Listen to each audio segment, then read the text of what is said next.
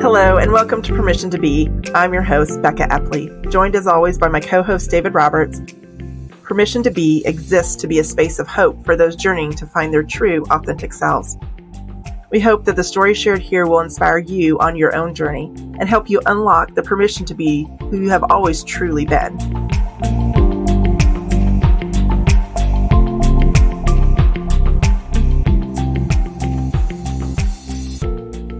Hello, and welcome to Permission to Be. I am your host, Becka Epley. Joining me today is my good friend and co-host, David Roberts. We are honored to have with us Linn Tonstad, and she is not only a professor at Yale, but a published author. And I hope you all have already heard of her work. But if you haven't, her most recent book is Queer Theology Beyond Apologetics. Linn, thank you so much for joining us today. Thanks for having me. Now, we've already warned Linn about this question. I know we don't do it every single episode anymore, but the longtime staple icebreaker question of the Permission to Be podcast is something like this. It's when whoever we're interviewing, when their work proliferates to the point that it finally catches the attention of Hollywood. And many of our guests are anti-capitalist or kind of progressive or subversive or sort of revolutionary or radical in the nature of their politics or theology. And so there's a certain irony to kind of the capitalistic machine then seeking to appropriate their work for their own profit. But all of us have to put food on the table. We have our price, so to speak. And so when that happens, inevitably, because Queer Theology is an incredible book. It's been a huge blessing to my ministry. I'm really excited. If you haven't heard of it, now you have, go buy it and then come back and listen to the episode while you're reading it. But anyway, when all of that happened and Hollywood comes and they send Linn an email at her Yale email address and say, hey, we want to buy your life rights. And it's ridiculous that that's what they call it, but that's what it's called. It's called life rights. When they buy your life rights, who, if anyone, if no one, but who would play Linn Marie Tonstad in, I don't know, it could be a movie, an HBO miniseries, a graphic novel. I guess it doesn't even have to be film. It could be a graphic novel, but who, if anyone, have you envisioned for this coveted role? Well, I have an intense desire never to be on television or in basically any visual media. I have been in an artist's work that he, as part of a triptych of works, he recorded me talking for 20 minutes about what a queer heaven would be like. Interesting. And I have been able to bring myself to watch approximately 10 seconds of the work. But I was thinking, if one were going to do, and it would definitely be an HBO miniseries, if one were going to do an HBO miniseries on queer theology or something like that, one of the people who would need to be in it is a performance artist / cabaret star named Justin Vivian Bond. Okay. Who's one of the sort of pioneers of non-binary terminology and is maybe the reason why the prefix mix, MX, has now entered at least, I wouldn't say quite common usage yet, but somewhat. Yeah. And Viv is an amazing performer, sort of singer, and used to be part of this very campy duo called Kiki and Herb that was a big influence on sort of queer performance practices for many years. So that's the person who should be in the thing that I will definitely not be in. Okay. All right. That sounds really awesome. So that's a great answer. Check out on YouTube. Yeah. She has a bunch of stuff there. Yeah. So Linn has both successfully answered the question in a very profound and interesting way, while also identifying herself as the Adam Driver of theologians. if no one doesn't understand that reference, I would take Adam Driver. I would definitely take Adam Driver. Adam Driver is like pathologically adverse to watching himself. Famously, recently was in an NPR interview. I don't know if it was for Star Wars or Marriage Story or one of his recent films, and the host tried to get him to listen to or watch his own performance, and he just got up and walked out. Nice. I appreciate the definitiveness of that move. Yeah. Awesome. Well, so I'll kick off a more serious question. just to give listeners some context, Linn is one of my favorite living theologians. If you're a Watershed person, you might not know it, although I do try to cite my work when I'm preaching. But Linn is a oft quoted voice in any sermon that I have preached. Mm-hmm. And Linn, your book, Queer Theology, I think is provocative because for any number of reasons, quite a few actually, but even in the title, in the reference to apologetics, because Becka and I are part of a church wherein a huge reason a lot of people come to our church, Watershed, in Charlotte, is because they are searching for a spiritual or faith community that is fully inclusive and affirming of LGBTQ persons, which is historically not the norm, evangelical, mainline, or otherwise. And one thing I think is really interesting about your book is, and please clarify or correct if I'm framing this badly, but you're sort of, if not against, at least bored of or kind of over apologetic arguments for why that should be the case. So, rehearsing the clobber verses over and over again, or trying to prove or demonstrate that the Bible, contrary to historical belief, is actually, in fact, affirming, and we've just been reading it wrong for all these years and stuff like that. You don't find that argument at least interesting anymore. And Queer Theology kind of kicks off with you explaining why. So first off, tell me if I rendered any of that poorly and correct me. And then after that, dive in from there. Tell us a little bit more about where you're coming from that.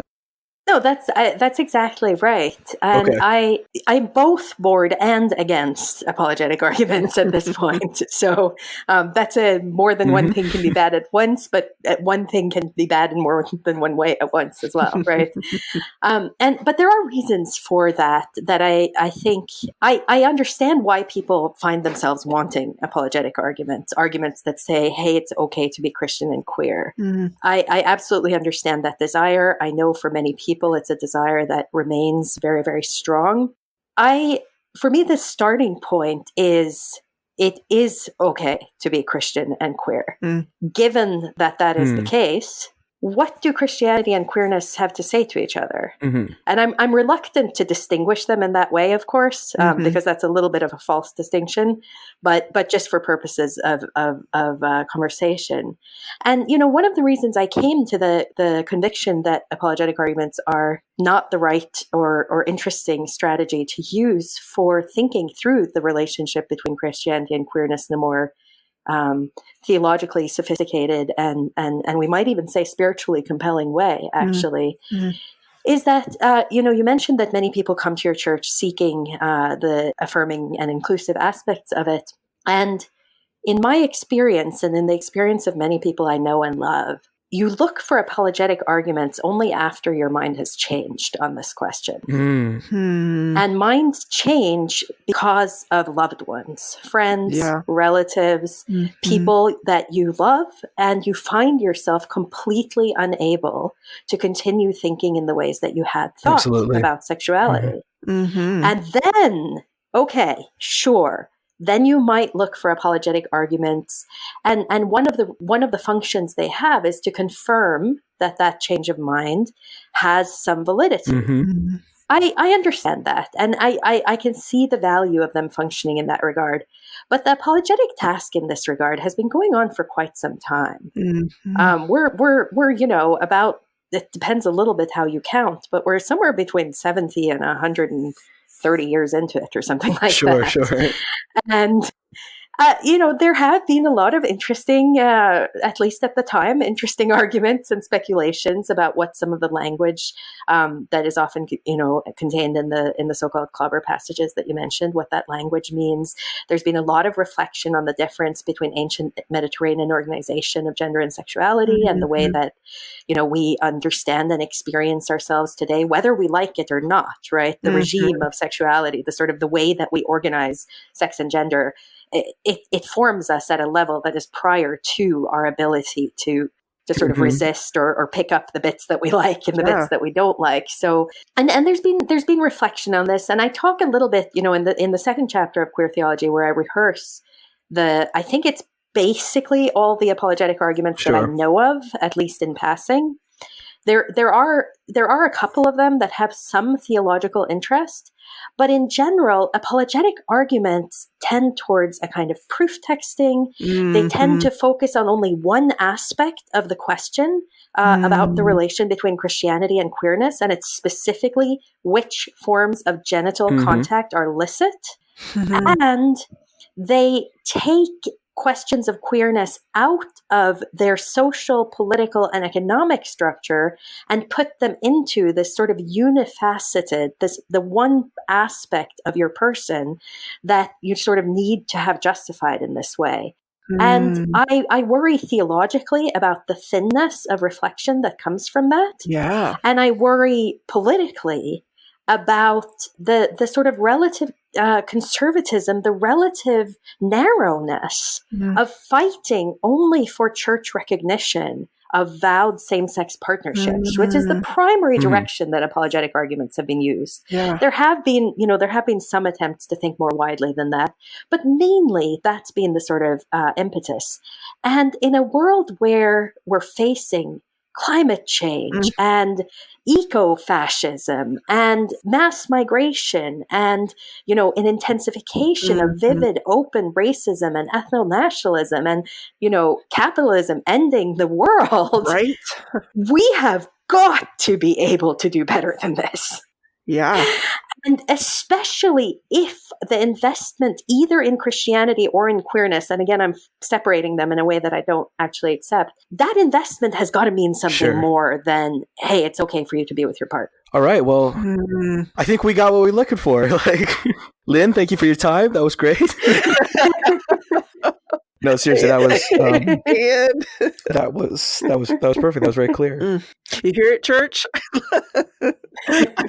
So one thing that so an example is actually not from Queer Theology. It's from your prior book, God and Difference, which is a little more academic for those listening at home who might be tempted to buy it. You should buy it. It's going to be a little more expensive. But my favorite chapter in that book is chapter 7. About apocalyptic ecclesiology. And I do want to circle back, hopefully, if we have time a little bit later to that chapter in particular. But I feel like everything you just said is really, really well illustrated by the cultural example that you use at the beginning of that chapter. You're recounting I think it's a commercial almost, or some sort of promotional advertisement from an organization, Believe Out Loud. And basically within the commercial, there's I think it's a lesbian couple who have a son, and they come in, and it's kind of this kind of cliche scenario where they walk into this church. I think it's more of like a mainline congregation, and they're walking in, and people are staring at them and looking at them, and maybe even, kind of, scooting so there's not room for them to sit next to them. And all of a sudden the minister says something like, everyone's accepted, or we're all included, or something like that. And then magically attitudes change, and now everyone's smiling, and so on and so forth. And it's easy to kind of take for granted that that's beautiful, but the reality is nothing really changed. It is just kind of the existing system or paradigm got just slightly bigger to include like one more category or kind of taxonomy of identity, and it does nothing to inquire about or critique or discuss kind of the basic assumptions of identity and division and so on and so forth that kind of inform our present reality and so on and so forth. And so I don't know, the first time I read that I was like, oh wow, I never even thought of it in that in those terms. Like I just I've kind of just taken for granted that the existing paradigm is good. It just needs to be a little more inclusive. Yeah, I rewatched that spot, which is a fundraising spot, a while back for some reason, and it is exactly as you say. It's too perfect an encapsulation. The words the minister says are "welcome, everyone," and it's in this incredibly sort of self-dramatizing manner, like "watch me do the Jesus thing." And there's something about that self-congratulatory smugness that ended up really setting off some of the concerns that are in the chapter of God and Difference that you referenced, which is probably also my favorite as well, and that have motivated my work since then. I think for Protestant reasons that it's very dangerous to believe in your own goodness in certain ways, because believing in your own goodness can allow both a lot of violence to go unnoticed and a lot of violent practices to go sort of almost justified in a way, because I'm I'm good. This is good. So my sort of the way that I'm, the antagonisms that I'm bringing are sort of concealed in a variety of ways under a kind of cloak of, and I think that minister, obviously the actor playing him, right? I have no idea if he's a minister in real life or anything like that, but the way that he stands there and sort of the sensibility or almost the energy of the scene is this sort of watch us be amazing. And I would love churches to be amazing. I would love Christians. I imagine we all share this. Seeing Christians out there doing the work, taking risks for justice, going outside the gates where Jesus is, right? I would love to see that. That is not an example of doing that kind of work. That is an absolute minimum. You know, to say in church, welcome everyone, you are not even church if you don't have the capacity to say that. Where 2 or 3 are gathered in my name means a thing. And one of the things it means is that anyone can gather.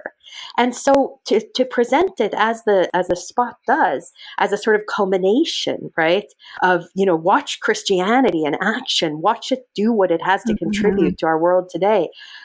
I will say, I you know, this is the irony of this kind of thing, because this is Protestantism, right? It fills me with a righteous anger, right? And then I want to be invested in my own goodness. And I want to bring some, you know, I want to bring some antagonism to this situation. But I also think in a much more serious way, right? Or not much more serious. That part's extremely serious as well. But I also think just that we would be wasting a lot of energy and a lot of parts of our life if the ways that we thought about gender and sexuality and about queerness in particular, using that as a catch-all term, I know not everybody's comfortable with it, but if we're going to spend this much time thinking about those questions, and we clearly are, that seems evident, then maybe we should act as if they have some real significance. And acting as if they have some real significance, again, gets back to the point that you just made, that in the sort of the straightforward welcome everyone scenario, everything else stays untouched. No practices change. The church, in a sense, doesn't, you know, go out into the street. It simply sits there and is happy that somebody came to it. And that just is not that's not a model that for me has a lot of theological value, and it's definitely not a model that speaks to the possibilities that some of the opening up in gender and sexuality, I think the sort of transformative possibilities that opening up these arenas can have. Yeah. The quote from the chapter that I think captures this kind of really succinctly, and this is one that I have quoted in a sermon before. It says, "Willed extension to others of a privilege already enjoyed oneself leaves ethics in the hands of the powerful." And just really clear this idea of like, we feel really good if we're just kind of saying, oh, you know, you go on to say, you know, Jesus doesn't say, you know, Jesus says, you know, the first will be last and the last will be first. He doesn't say, you know, the first or the last will have all the privileges of the first, or I don't remember exactly how you say it. You say it much better than I just did. But yeah, it's so easy. I succumb to this all the time. It's kind of so easy to think that, you know, radical inclusivity is just, I don't know, more seats at the table. But this also sounds in part like a symptom of whiteness, a symptom of superior class, a symptom of those who are more on the side of the oppressor than the oppressed. And so, you know, we're checking our boxes. It's all presentation, and which is what the United States was created upon. And this is what we've built as a nation. I would be curious to hear this passage had the perspective of someone from a marginalized community. And just to kind of to frame that, I mean, so Lynn's at Yale, you know, and some of her colleagues, you know, work alongside Willie Jennings, who's, you know, one of the most renowned kind of theologians speaking into anti-racism and things like that.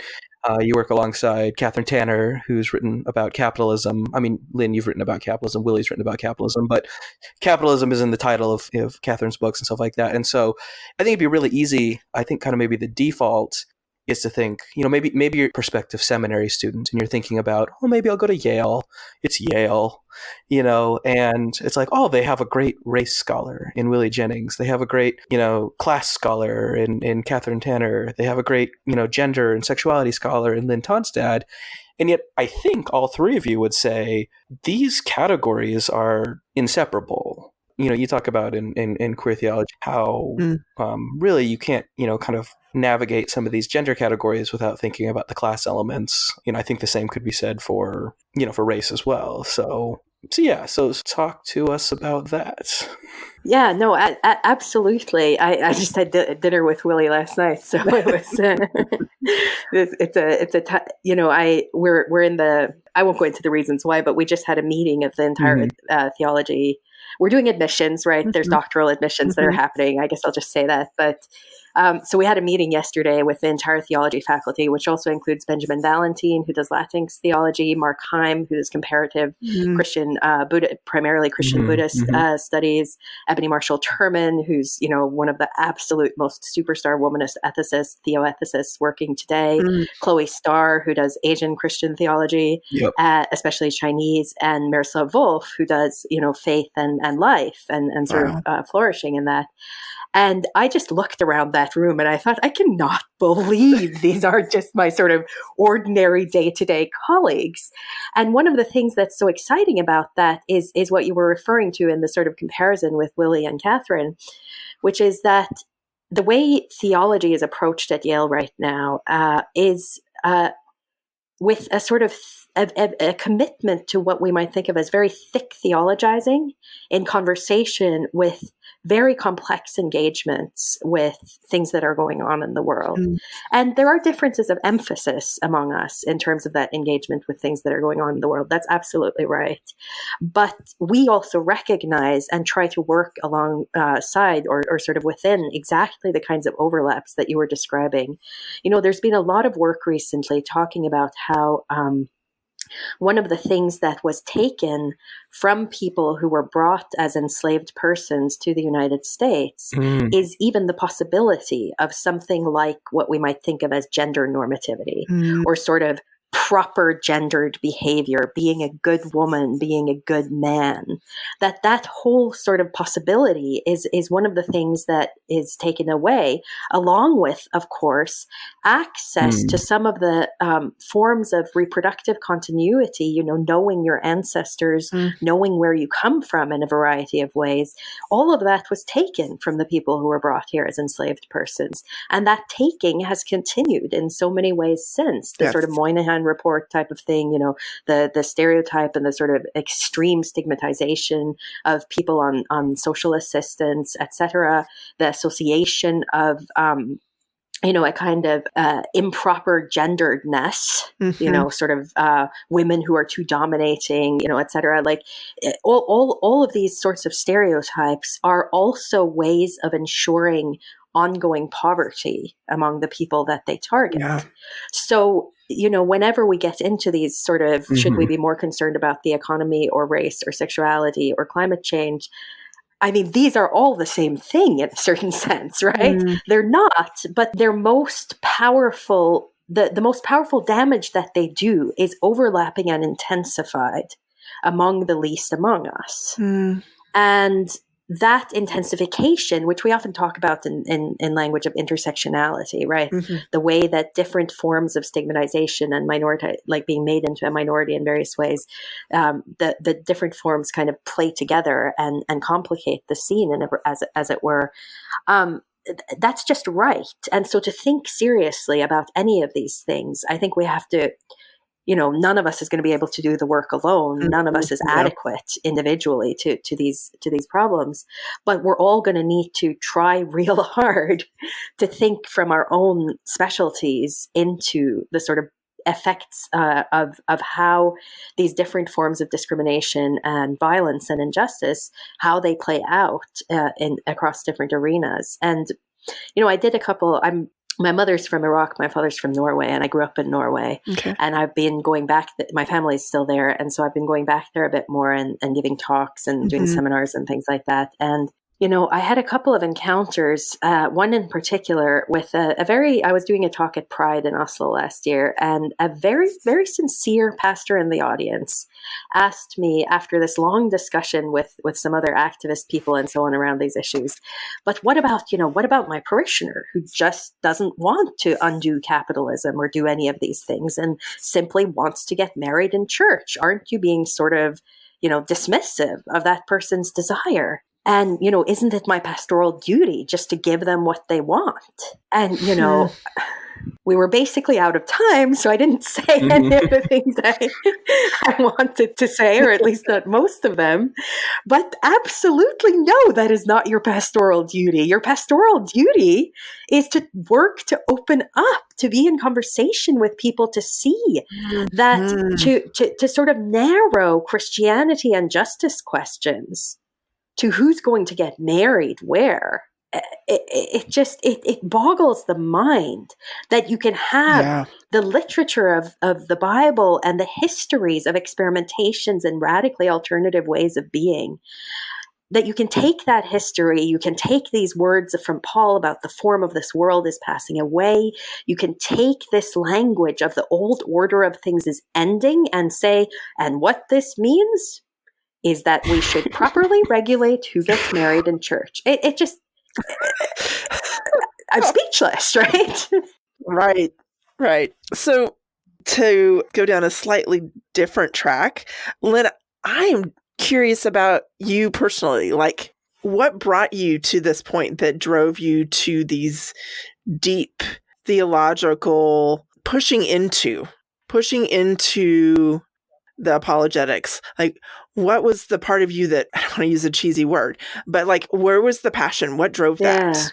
So I was raised Seventhday Adventist, and I don't know if you know, many people don't know much about them. They're a sort of, among the many sort of Protestant-ish, but in a narrower way, sort of denominational or church or even religious groups that arose in the United States in the mid-19th century, when there was sort of this fervor of utopianism and millenarianism, sort of expectation of something radical happening. And the Adventists, of course, are the people who invested very, very heavily in the idea that Jesus was going to return on October 22, 1844. And, he did not, as it turned out. And so, of course, that day is known as the Great Disappointment for obvious reasons. And Adventists, so Adventism, without going into too much detail about it, it had, because of this sort of young history, knowing that it didn't really have the sort of august legacy that other Christian groups did, we were brought up with a very clear sense that it's your responsibility to search out the truth for yourself. That's a task and it's a duty and it's laid on every individual. It's taking a little bit the sort of principle of individual conscience to an extreme. And there's a lot that we could say about that sort of idea of this, heroic, rugged individual searching out the truth against, right? But when you're 8, you're like, that sounds amazing. That's my job. Okay. I am on it. I'm marking up my Bible and we are doing the references, right? I have an 8-year-old. Yes. So exactly. Right? Yes. And in my early teens, I had the sort of same assumptions around sexuality that most people brought up in that degree of sort of religious commitment do. And strangely enough, what changed my mind, I've never been able to quite account for it, was watching a movie called Priest. And it was a movie where I am assuming it was a Roman Catholic priest. I've never dared to rewatch the movie because it was so significant to me that I don't want any of my memories of it to be overwritten by some. No, that makes sense. But it's a priest who's really, really struggling with his attraction to another man, and I just hadn't understood that LGBTQ people could be religious, could be Christian in that way, could be struggling. Like I had just sort of imbibed the very standard line that, love the sin, not the, hate the sin, not the sinner. Yep. And when I saw the sort of passion for God and for the other man represented as it was in the movie, my mind changed. And I have never, the certainty of that has never wavered for me for one instant since. And that was before I had any sort of self-identification in any kind of queer direction. I'd never even thought about it. You know, I was probably 13, 14 when this happened.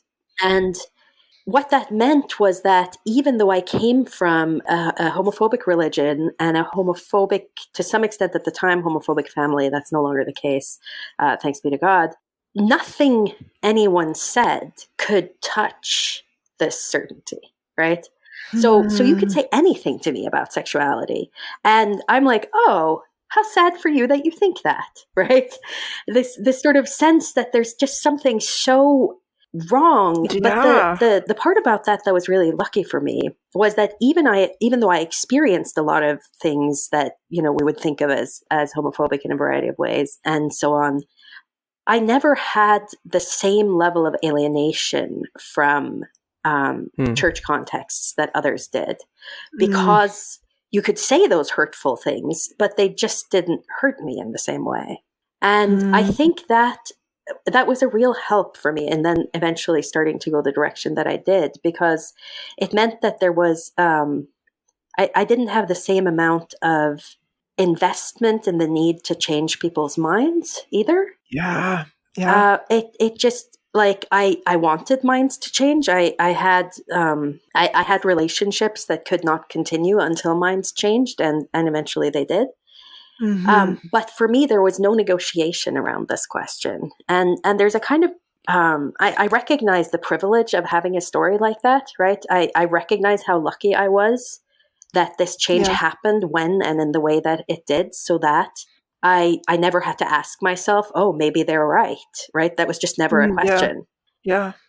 So what that meant then was that I was very interested in thinking around questions of theology and religion. I wasn't planning to become a theologian, but I did my undergraduate work at a Seventhday Adventist school in Southern California. And, you know, it was all liberation theology and feminist theology and political theology of various kinds, you know, and I very much had that sort of, you know, again, a certain kind of, a certain kind of Protestantism around, like, oh yeah, the church was in captivity for years and years and years. Constantinianism, bad, you know, the history of, you know, thinking around these Greek metaphysical categories, all bad, you know, theology pretty much just hates life and hates the world and just wants to sit there sort of going on about, you know, complete arcane things that never make any kind of difference.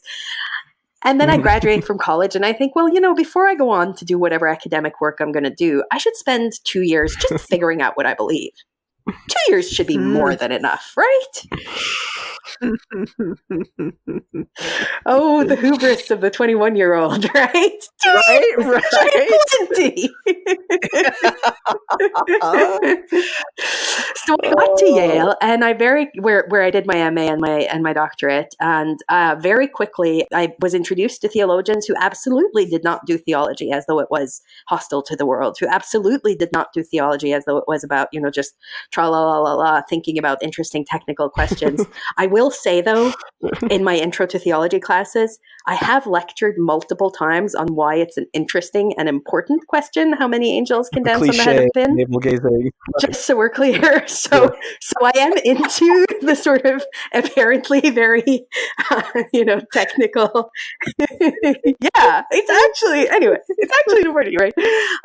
But I encountered theology that was very much oriented towards world transformation, and in conversation with the sort of main lines of Christian history that up until then I had understood as fundamentally hostile to me, to my existence, and to the existence of a lot of what I thought was beautiful in the world. And so, you know, you see where this is going. By the end of my first semester, I knew I was going to be a theologian, and here we are 20 years later. That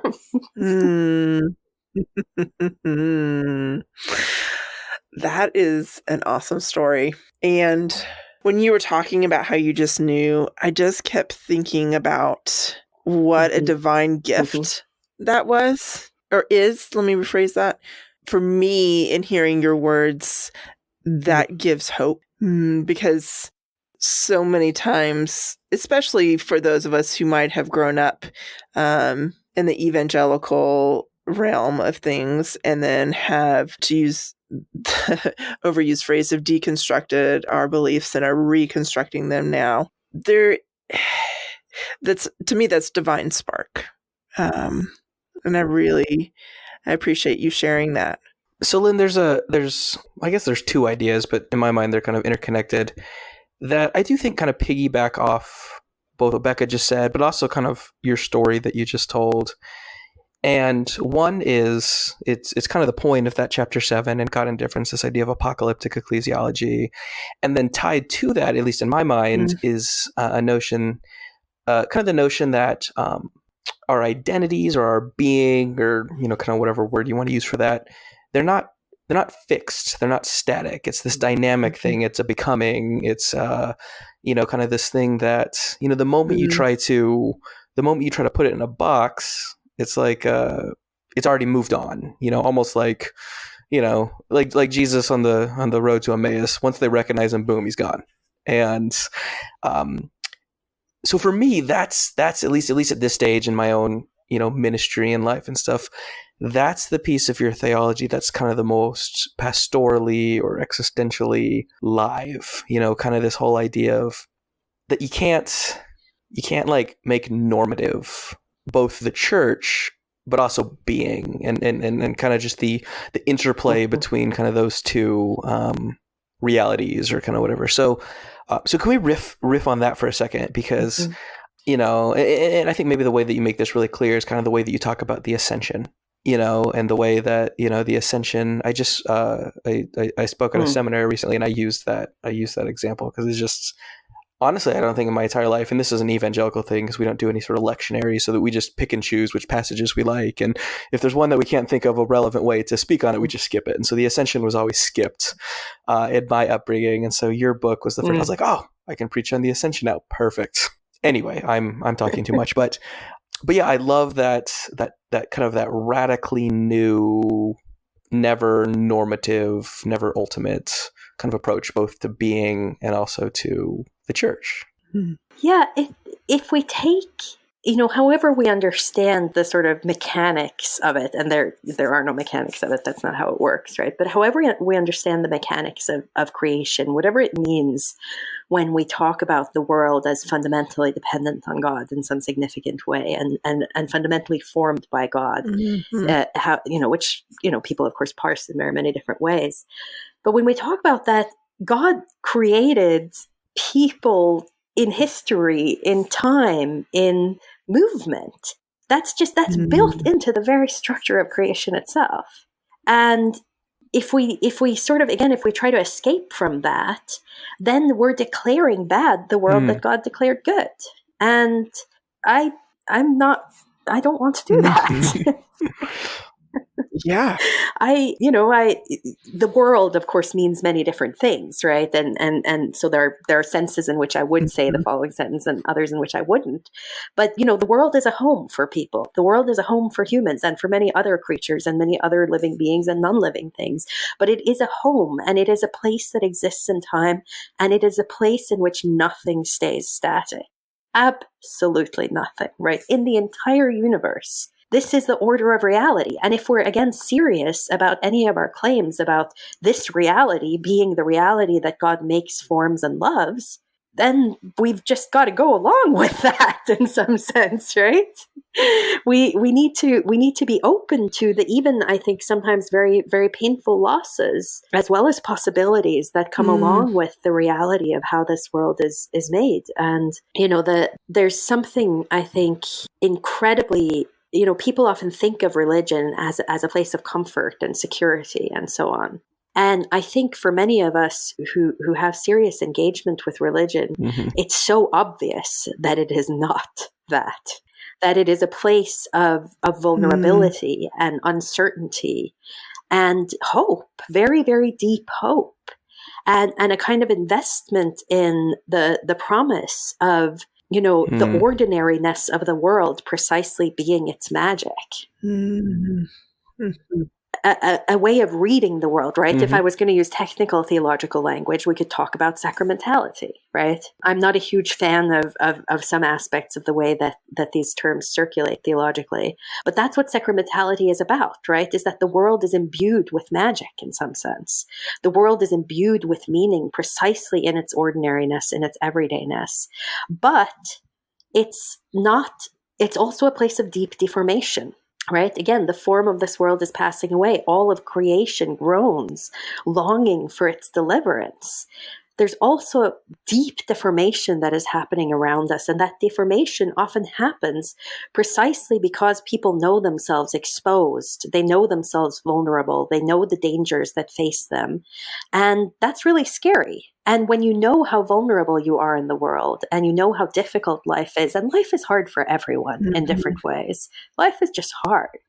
Then you set up these bulwarks, these immobile sort of things, you try to fix something. Yeah. So you've got one safe thing to hold on to, whether it's the US-Mexican border or whether it's the belief that, marriage is only a certain kind of form of human relationality and the one that God has, particularly blessed, or whether it's, there's just so many places that you hold on because the world is a scary place that doesn't seem to provide us with the answers that we are, whatever this means, designed to want, right? That we are answer-seeking creatures, whether you think that's because of the structure of our brain that is the result of, millions of years of evolution, or whether you want to put some deeper meaning into that, it just is the case. And yet the thing about our questions is that they're always moving, right?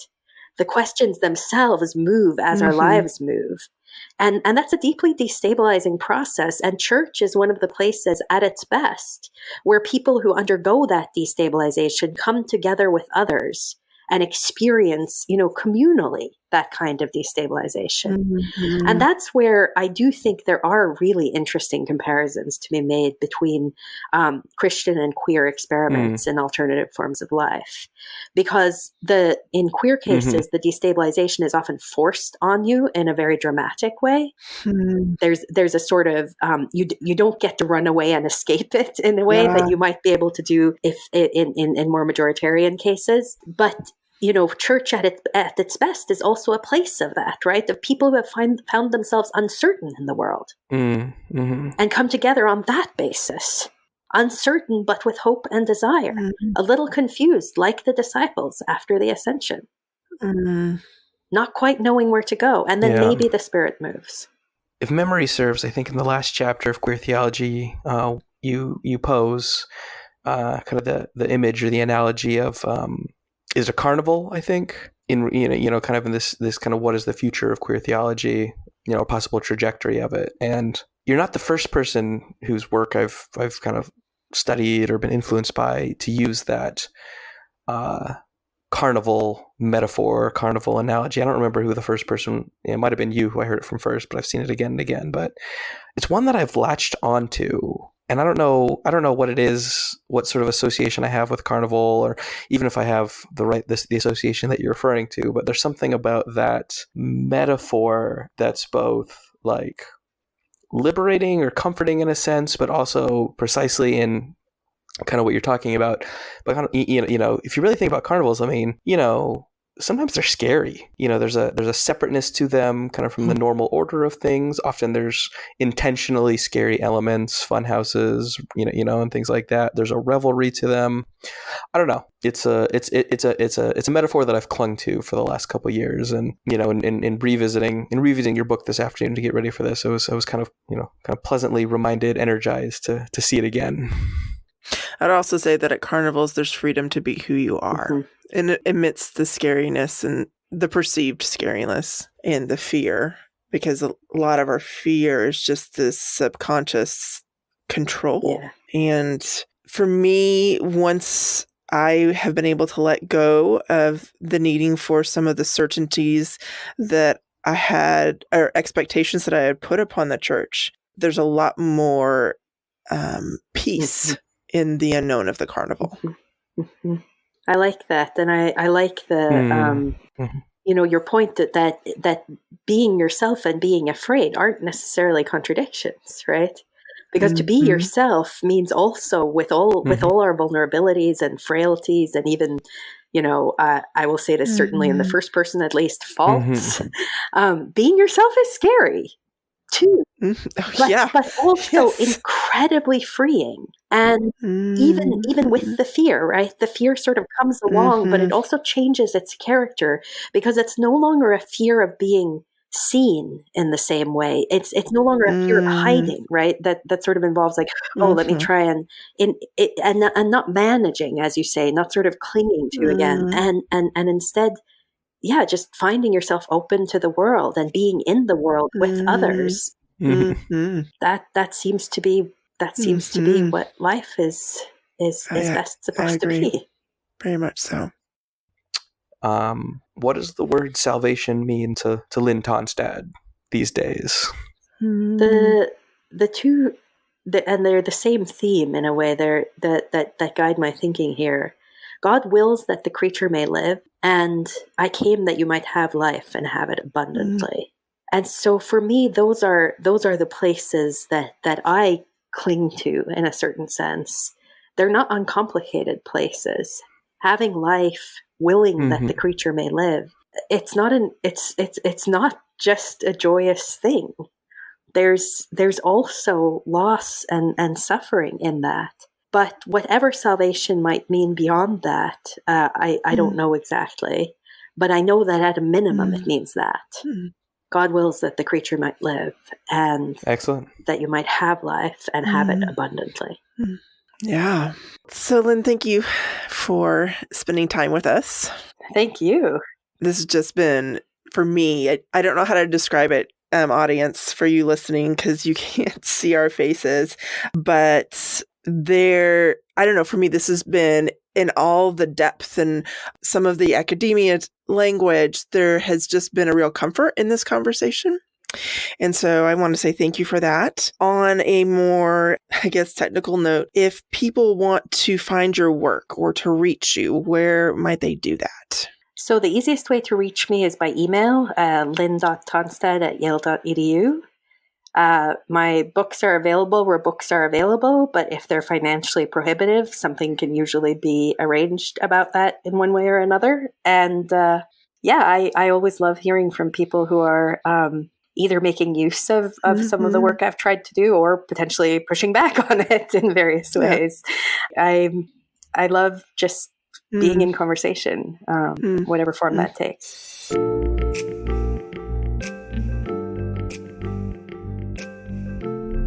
Thank you for joining us on Permission to Be.